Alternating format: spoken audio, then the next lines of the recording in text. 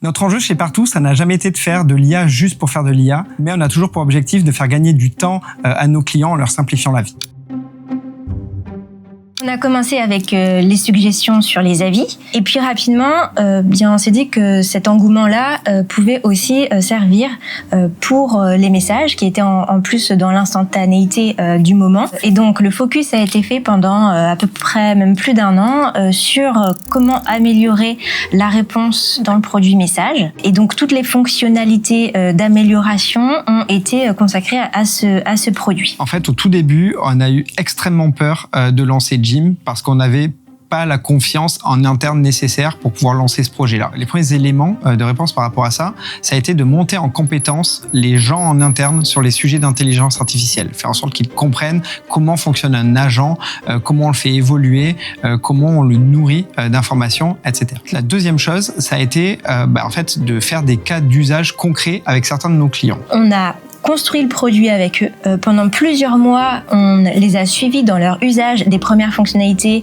et on a pris en compte leur retour pour essayer d'avoir un produit qui, bien sûr, est fonctionnel, mais aussi est très simple d'usage. Donc on a adapté notre produit aux usages réels qu'allaient avoir nos clients et donc ça a gagné en confiance. Et puis, début de l'année, sur la réputation, on a voulu aller un petit peu plus loin en développant le fait de pouvoir taguer les avis de façon automatique et en utilisant l'IA.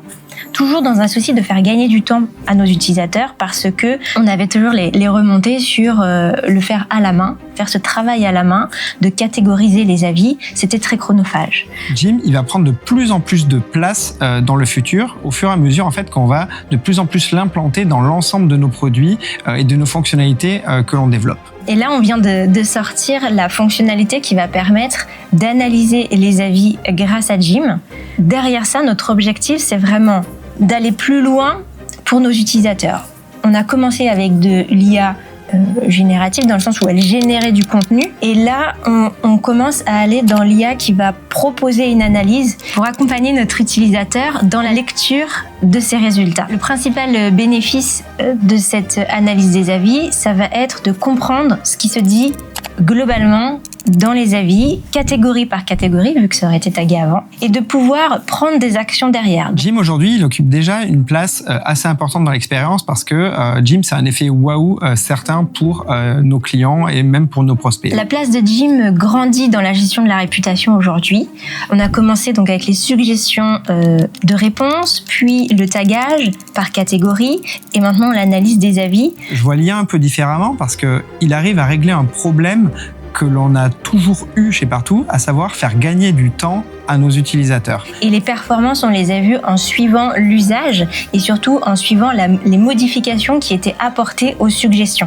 Et aujourd'hui, on a des très bons taux, c'est-à-dire que on est à peu près à 5% de modification des suggestions contre plus de 50% à l'époque. Et c'est comme ça qu'on voit que nos utilisateurs sont satisfaits des réponses proposées et en plus d'être satisfaits, ils les utilisent et donc ça,